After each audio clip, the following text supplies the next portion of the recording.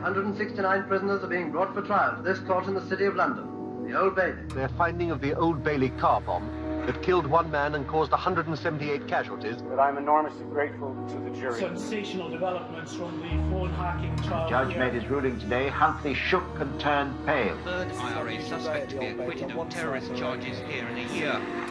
The sentence of the court is one of life imprisonment. Please take the defendant downstairs. The Old Bailey is the home of British justice. Its walls form the theatre to our greatest national dramas. To Oscar Wilde, George Blake and Christine Keeler. To Sutcliffe, Huntley and Warboys, the IRA and Al-Qaeda.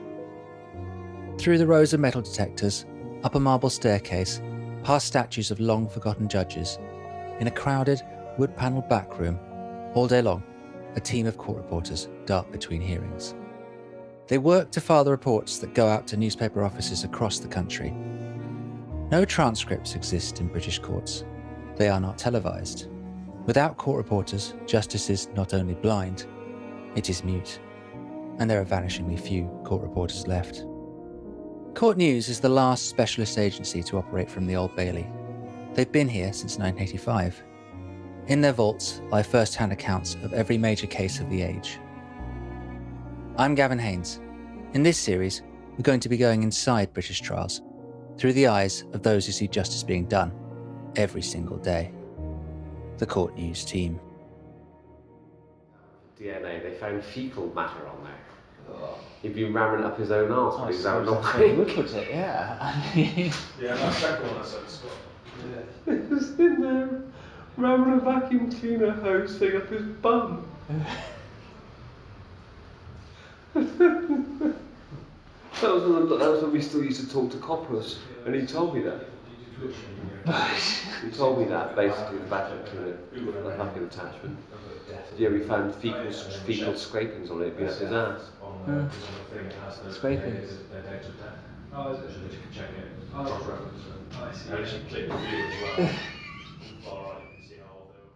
In March of this year, a bunch of strangers turned up at the Isleworth Crown Court with a spring in their step. Most of them had never met before, though some had been in a WhatsApp group together. But here they finally were, a joyous reunion, of sorts. So I went in, and I think I was expecting to see, like, gangsters, sort of, you know, like stereotypical, like, overtly glamorous, really sort of, I don't know, almost dangerous looking people. And then, so when I walked in and I sat in on my, I was actually in the public gallery, because in Isleworth there's no press bench. And I walked in, and when I realised who the defendants were, I was quite shocked, because they were just really positive and hugging and happy and almost excited to walk into the dock. I was a bit like, do you realise that you're on trial? It was quite like, I couldn't believe, I'd never seen such positive and almost like friendly people. That's Sophie Kenyon, a reporter for Court News UK.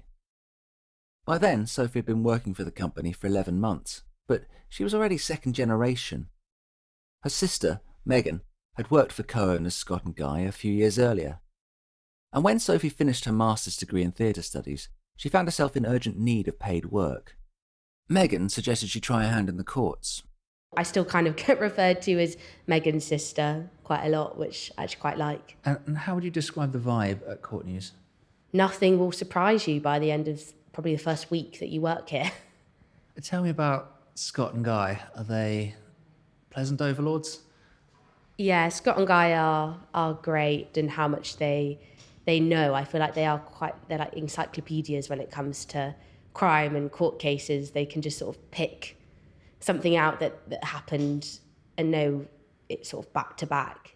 That day, Sophie had been at Isleworth for a different case when editor Scott Wilford texted her. Apparently, the ex-girlfriend of boxer Joe Calzaghe was on trial, and the Mail wanted something on it. Not too many details, but it was something to do with money laundering. I was reading up on it, and it was 5 defendants, all from all areas of London, all unknown to each other, and they'd been picked out almost at random, but going into the case, it wasn't actually that random. So I sat in, and I think it was about day 2 or 3. They'd already opened the case, hence why we were sort of playing catch up. And it was the prosecutor, Julian Christopher, KC. And I remember this day quite vividly because he was showing videos of one of the defendants, Beatrice Orty. And we didn't see her face, it was her hands, but we were told that it was her. And it was just a video of her hands sorting and rummaging through hundreds of piles of cash. And it was all in like Tesco carrier bags. And it was just so odd, but it was quite daunting because I don't think I'd ever seen that much cash before. You see it on films, but when you see it on that video, I could almost also just see the jury looking a bit like, oh my God, they really mean it when they say millions of pounds they were smuggling. It was weird because there was these hands, and then I looked in the dock, and Beatrice Orty is honestly this beautiful, blonde-haired, gorgeous white woman. I remember just thinking, you're not a stereotypical gangster money mule. You're 26. You look like you should be, you just look really normal, is what I'm probably trying to say. For Beatrice Orty and the others, it had been a nice little earner mid-COVID. Take a bag of cash, about £1 million a go, transport it from Heathrow to Dubai, fly business class, stay there 3 days, come back, collect £3,000. Or it was until late 2021, when the National Crime Agency started to come knocking on their doors. Even though there were 5 defendants at Isleworth, the true scale of the Dubai Money Mules operation was much bigger. There had already been other trials, and when they totalled it up, the NCA found they were staring at a syndicate worth over £100 million. One man, a Mr. Big Figure by the name of Abdullah Al-Afazi, had been sent down for 9 years.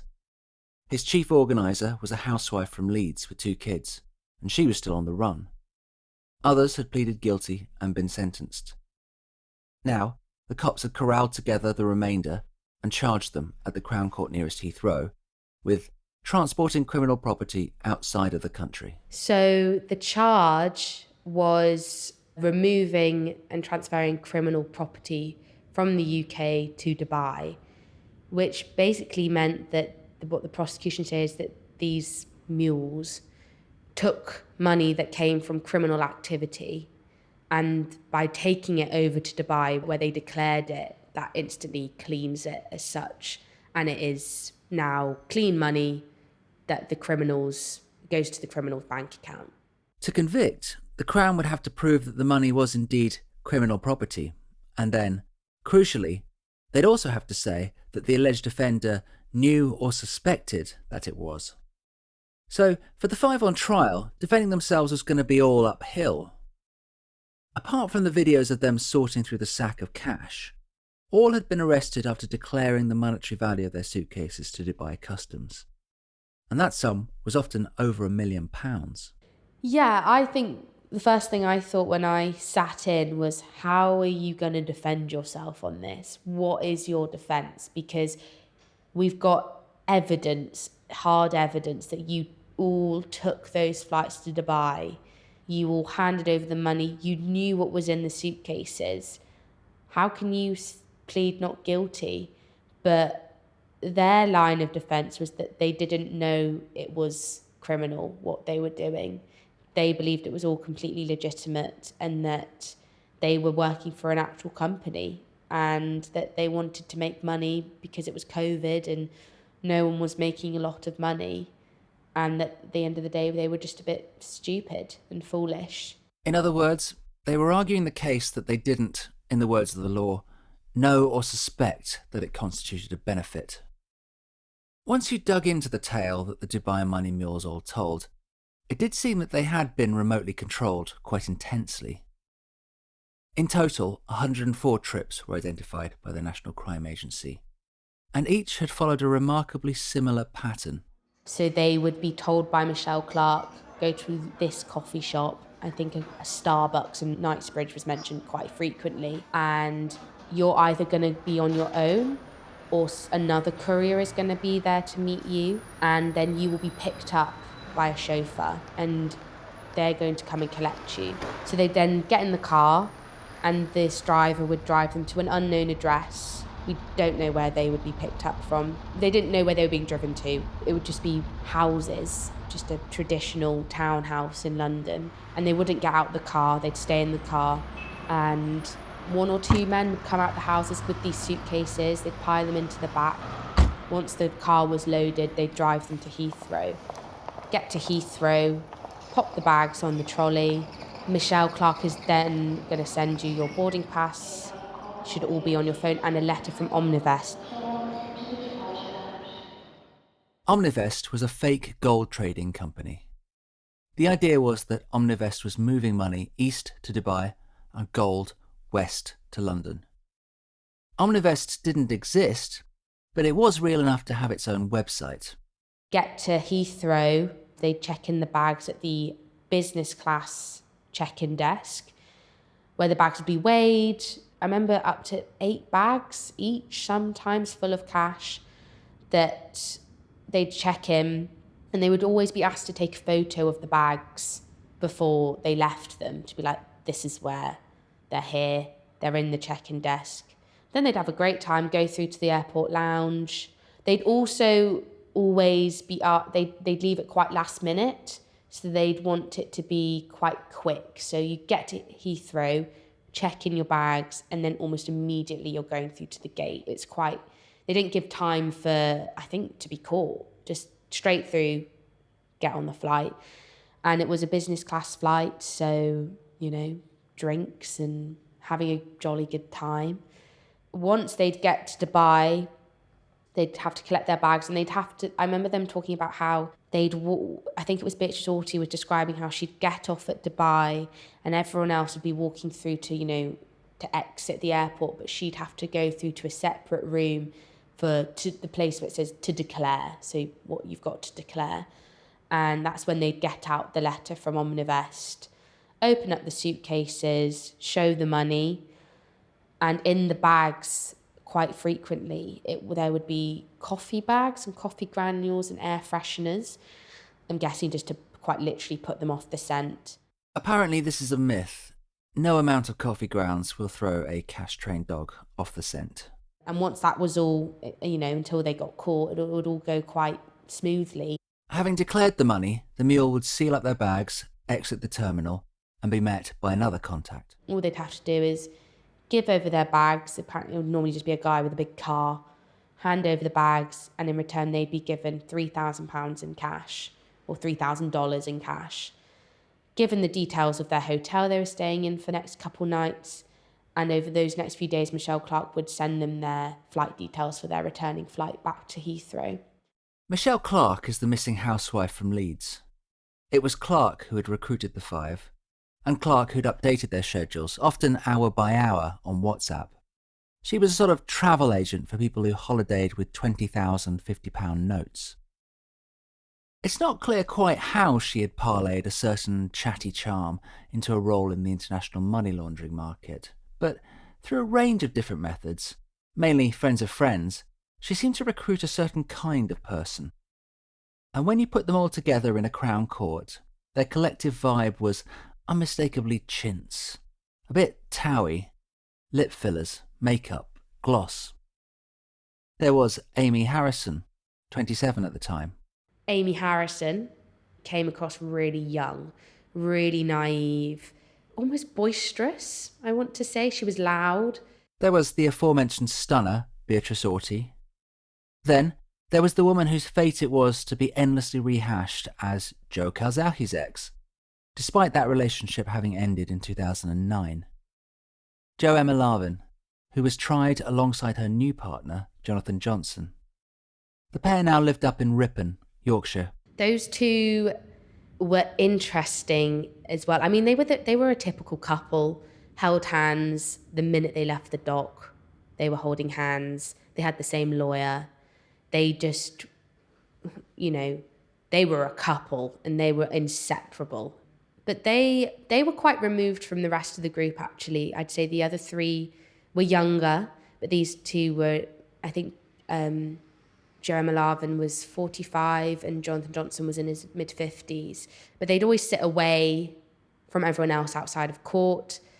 They just didn't seem like they wanted to be involved with the others. And I think they wanted to make a point of, we've been caught up in something that we never wanted to be caught up in.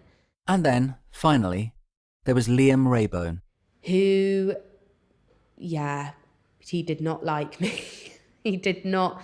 I don't think he had a lot of time for the press or the coverage of it. He was I could see his hostility. Every day he'd walk into court, he'd have a scarf wrapped around his face because we'd have photographers out there. He was an interesting character. He obviously came from a very nice background, very well spoken. His dad was there every day. When he started the beginning of the proceedings, he was really well dressed, boots, lovely. But by the end, he was in trackies. He kind of seemed to maybe have just given up a little bit, like, this is a 6-week trial, I'm going to stick to comfort. On the far side of the court was Julian Christopher, KC, a white-collar crime specialist and the lead prosecutor. He's very tall. He holds himself very well. He's very friendly. He always used to smile at me coming into the court, would hold the door, very polite. To win, Christopher would have to fight a war of attrition. Bit by bit, across a big matrix of people, places, dates and receipts, his goal was to make every moment inarguable, so that a pattern emerged that was, in turn, irrefutable. He would use the simplest of prosecutorial tools: cell site data that plotted where their mobile phones had been, flight logs, CCTV of them arriving at Heathrow.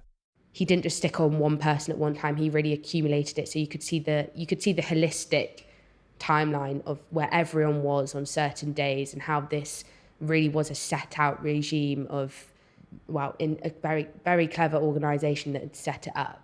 The prosecution staked out 4 key claims. 3 of them were easy enough. First, that the alleged mules got on the planes at Heathrow. Second, that they declared the cash at Dubai. Third, that they were paid for it. And then, only the 4th was seriously contested. That is, whether they knew this was a criminal act. They denied it, saying they didn't know that this was illegal because they had these forged fake documents from Omnivest, which is the fake name of the gold trading company that was that the criminals set up. But I just remember being in court and thinking, how can you deny this? You did take it to Dubai. You must have known that this is not real or this is a fake company, because none of you were ever registered with HMRC or PAYE or signed any contract. So where is that validation of this company? All you have is a letter. So I think they were either really stupid or they knew exactly what they were doing, and the jury proves the latter. So opposing Julian Christopher was a sea of white wigs. Apart from the couple, Joanna Larvin and Jonathan Johnson, each of the defendants had their own barrister. There was a lot of them. You sit there and they're always ahead in front of you, and it's just like waves of wigs and old men, like older men, or it can be quite overwhelming when you see that many barristers in one room. There's always a senior counsel and a junior counsel for each defendant. Crucial to each one's defence would be figuring out ways to put distance between their client and what they could reasonably have known at the time. Some of them had Googled Omnivest, and on the WhatsApps there was chatter between them indicating they were trying to puzzle out what was legit. I remember Amy Harrison's mother, there was text messages between the two of them. Her mother was even researching it into it, going, oh, okay, no, this is a company, this is their website. So that was them, their defence, that they asked, who am I working for? What do I need? Here's my CV. It was, I think from their account, they treated it like they were working for a legitimate job, and they were just blindsided by that. On the stand, Beatrice Orsi got very emotional on this point. There were definitely tears shed. Jonathan Johnson was very defensive on the stand, especially when he was questioned over his tax returns. In English courts, juries are also allowed to give their own questions to witnesses via the judge. And in this case, they decided there was something about Johnson's story that wasn't clear. And it was, why didn't you declare this on HMRC? And I remember when that was asked, his back got up a bit because it was a prominent moment for the jury to be thinking, okay, this guy did know that this wasn't legitimate, because why wasn't it put on his tax return? He didn't tell his accountant about it, from what I remember. Next, Joanna Larvin took the stand. And again, she claimed that she trusted her handlers, that she believed Omnivest was real. She was quite neutral, wasn't as emotional as Bitch Salty, but I remember her saying, this is the biggest mistake of my life. So whether that's a proper defence, I don't know. But that was probably where they were coming from. Some of that genuine doubt over what was legal came to light in the cache of WhatsApp messages that formed the centre of the prosecution's case. Most of these came from the chat group that had been made by the Leeds housewife, Michelle Clark. She'd called the group Sunshine and Lollipops, which is hilarious. Clark liked to keep things mumsy and informal. She's on this mess group chat saying, can anyone work this date, or can someone pick up some suitcases from Beatrice at King's Cross at this time because she has to go home to Fulham? Often, people within the group would recruit their own contacts. Liam Rayburn had been brought in by his friend Tara Hanlon, who was also arrested but pled guilty. And it was messages between them, basically Tara saying, I've got a job for you. You interested? It was during COVID. No one was earning a lot of money. And Liam's like, yeah, what is it? What? She's like, oh, couriering, business class flight, holiday to Dubai. You'll be back in 3 days, $3,000 in your pocket. So, recruiting. And so Liam's like, yeah, okay. Puts him in contact with Michelle Clark. Michelle Clark is then messaging him, giving him the details, sending him, and it's almost immediate, it's very quick. Here's your flight, here's your boarding pass, here's your letter from Omnivest that's declaring the money, that's saying that this is legitimate money, you're ready to go. In their text conversations, Joanna Larvin and Jonathan Johnson sometimes come across as panicked. When she first told Johnson what she was doing, he warned her. You need to be super careful. I like your enterprise, but be careful of the threat of clink. They didn't take to this couriering so easily as the others did, in my opinion. A lot of messages of, is this legitimate? What do we think this is? And then there was a really interesting stream of messages when Joanna Larvin took her first flight. They set her up. There's a message from Michelle Clark.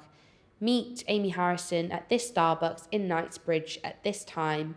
You will then be picked up by a chauffeur who will take you to this address in London, which they never knew. And you'll pick up these suitcases and they'll take you to Heathrow. And whilst that's all happening, Joanna Larvin is texting Jonathan Larson like, oh, it's okay, I've met Amy. I think she called her a bit annoying on the text to her partner. She says, oh, she's a bit annoying. And then it's like every step she does, she recounts it back to Jonathan Larson, like, at Heathrow, oh, I think actually this is okay. And he says something like, oh, that's a relief. Oh, it's okay. On the flight now. So you can see, unlike others, there is anxiety there and there is doubt, to the fact that when there's messages when Joanna Larvin's asked to take a second trip, Jonathan Johnson says, I'm coming with you this time because I want to know that this is legit. They were routinely put up at what's often considered to be the top hotel in town, the Palm Jumeirah. There, they'd spend their 3-day stopovers ordering room service and hanging out by the pool. Though not everyone could relax into it. Beatrice Orty apparently got homesick. She just didn't like the way of life out there, she said, and to compensate, she'd raced through her brown envelope of £3,000, so that by the time she was ready for the plane back home, much of what she'd earned had been ploughed into the economy of a place she didn't want to be. Someone was keeping the couriers under surveillance at all times. They were even told that airport and airline staff would be looking out for them. And the meaning was double-edged. Dubai is, after all, one of the world's biggest hub airports. It might have been tempting for some to hub off to South America with their £1 million carry-on. They would put tags on their bags so that I'm guessing the people in Dubai would know where those bags were at all times and have you checked them in. Because that was a key question the prosecution would always say is, but you put a tag on the bag and who put the tag on the bag. I remember I think Amy Harrison, it was proven that she would put tags on her bag. They'd have to take a photo of the bags at check-in and send it to Michelle Clark. So what was all the money for? Answering that is somewhat complicated. Above Michelle Clark was another man, the Emirati, Abdullah Al-Afazi. When cops arrested him in December 2021, it was in a swish apartment in Lowndes Square, Belgravia. Al-Afazi apparently had married into wealth in his native Dubai, but he didn't have any money himself, so some have speculated that he was compensating, that in a status-obsessed society, he wanted to roll with his in-laws, and here he found an easy way. In Dubai, until recently, it was the law that foreign companies could only operate with an Emirati national as their nominal owner. Al-Afazi dabbled in a few of these deals. Then, sometime around 2019, he seems to have suddenly found money laundering. So, to answer the question, up the chain from him wasn't just one person, it was a whole consortium of global organised crime. He was effectively an entrepreneur. People who had money to move would text him, and he'd take a habitual 10% of the total in return. The NCA are apparently still looking for Clark. She used to work for Sky as some sort of retail person, and that's how she met Tara Hanlon, who is another mule who has previously pled guilty. And her role was basically to recruit the mules. She would be the one who people would be referred to, or she'd ask. So she asked Tara Hanlon, do you know anyone who'd want to do some couriering? And she was kind of the UK-based person who would sort it all out. She'd sort out the flight details. She had all the answers to the questions that people would ask. But she's not been located. No one knows where she is. They suspect somewhere in the Middle East, but that's not been proven. It's alleged. From what they said about her in court, she came across as this very lovely, mumsy, nice woman who you feel safe with and who you could trust. Amy Harrison was sentenced to 2 years in jail, suspended for 2 years. So, in effect, she was sentenced to no jail time at all. So was Jo Emma Larvin, and so was her boyfriend, Jonathan Johnson. And Beatrice Orty? She was jailed for 3.5 years, not suspended. Because she'd handled the cash, as per the video, because she'd helped to load it into cases, and she'd also accompanied other couriers to Heathrow, the judge decided this was evidence of her deeper involvement. In her testimony, Beatrice Orty had made a big play of how she'd once wanted to become a lawyer, how this was the shattering of that dream, a moment of madness. She'd also apparently been pen pals with a man in Texas on death row. She had, as law students sometimes do, been helping to secure his release. "I want to be where you are," she told her barrister from the stand. Meanwhile, Liam Raybone, who'd done a similar circuit to the rest, was found not guilty. In the dock, Harrison and Orty both wept. Amy Harrison, in Isleworth, there isn't I don't think there's a press room. If there is a press room, I should find it. But I would sit outside waiting to go in with the rest of them, and she would fill the room with her voice, talking and, having a laugh with her barrister all the time. They were always giggling with each other, with her junior. I thought they could have been mates. They could have been two best girlfriends just sat in a corner giggling. And she was really just a loud, vibrant person. But when she then came to her sentencing, she was the complete opposite. I've never seen someone so small in the dock and look so frightened. Sophie had seen the most human end of it, expensively coiffed women sobbing in the dock, the quick buck that had ended up very expensive. But in the scheme of things, this manicured and lacquered crew were as expendable as the county lines kids at the other end of the pipeline. The real story here was the McDonald'sization of crime, a network in which even Abdullah Al-Afazi, the Mr. Big, was something of a bit part player. The NCA reckoned that once you added in the European component, 200 million had flowed through his distribution chain. That's an amount of money that would make a notable bump on a small country's GDP figures. Guy Toyne co-owns Court News, so, as its own Mr. Big, I wanted to ask him whether 25 years at the Old Bailey had given him any sense of what happened to the cash once the mules had handed over their bags. Dubai has become a paradise for money laundering. And what's happening is people are basically taking money, literally suitcases full of money out there, banking it in Dubai where no questions are asked, and then that money is recycled into the vast building and hotel projects out there. So it's interesting to think about Dubai and wonder how many of those luxury 5-star hotels are built with the profits of a drug trade in the UK and all around the world. Drug smuggling, drug dealing is still a growth area in the UK.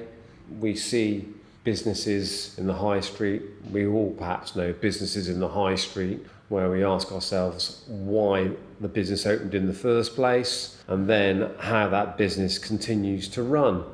And I'm sure I'm not the only person who's thought maybe there's something a little bit more to this than meets the eye.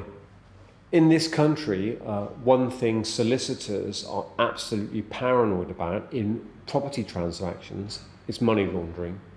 If you're buying property for cash in the UK, you'll have to jump through a number of hoops before a solicitor will accept your money in a property transaction. In Dubai, I think it's a case of no questions asked, which would perhaps explain why Dubai has sort of sprung up in the desert so very, very quickly. Some of the money has been recovered from Abdullah Al-Afazi's assets, which were liquidated, and from the few suitcases that the cops had managed to nab. To keep the cash, the NCA had to go through a proceeds of crime process. That means that any citizen who has a legitimate claim on it and can explain its purpose is allowed to come forward and argue that it is wholly legal and entirely theirs. Sadly, no one did. There was one more question that jutted out. It was that, for all the cost to prosecution, apart from Beatrice Orty, the Sunshine and Lollipops Gang received only suspended sentences. Of course, these were not violent people, they were unlikely to re-offend, but given the cost and the scope of the trial, I couldn't shake the feeling that something had gone wrong. Do you think that's fitting, given the sums involved? Absolutely not. I would stick them all inside for a couple of years. To be quite honest with you, it's a disgrace that people can launder what is going to be the profits of drug dealing in this way and think it's, a harmless, victimless crime. Of course it's not. A few bags of money on the plane, what difference does it make? Well, it's making a lot of difference to some people. It's making a lot of difference to the people whose lives have been ruined by drugs. It's making a difference to the people who basically fight over drugs territory and end up stabbing each other to death. I'm sure as we speak, there's someone flying off to Dubai or Abu Dhabi, having in mind a nice afternoon sitting around some air-conditioned hotel bar, all paid for on the profits of some faceless money launderer. Do you think they didn't know what they were doing?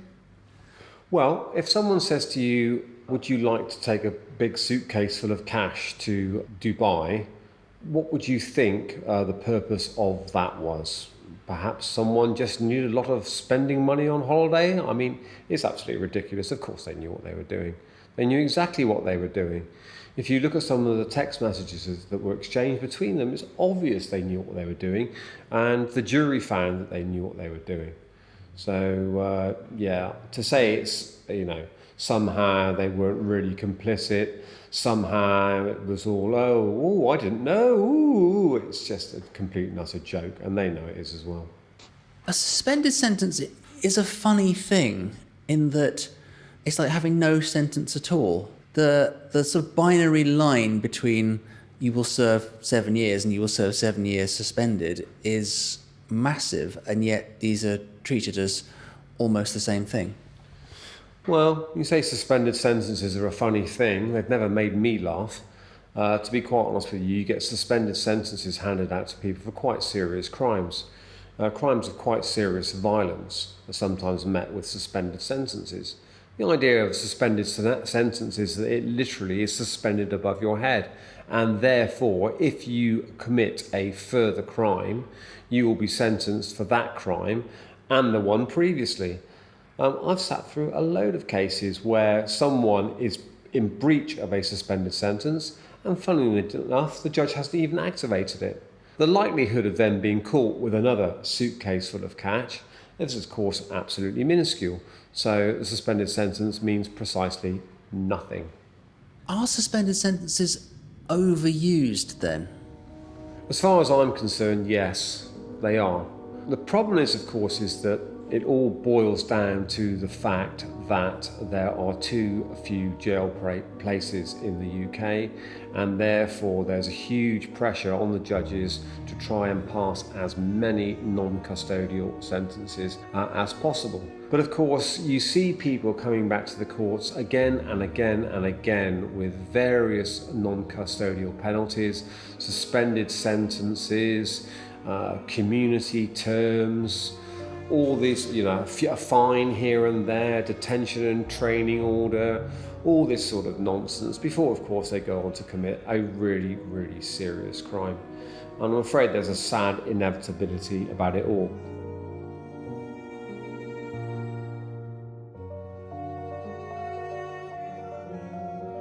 Fresh from the Old Bailey is produced by me, Gavin Haynes, in partnership with Court News UK. Sound mix is by Jonathan Webb. You can follow us on Twitter. Court News also has an excellent weekly Substack with the podcast Killers of the Old Bailey, featuring Britain's most experienced murder case reporter, Granwell Gray. The British legal system makes it hard to contact those involved, so if you have personal knowledge of aspects of the Dubai Money Mules case, or of any other cases we've covered, contact us through our Gmail, freshfromtheoldbailey@gmail.com. Discretion assured.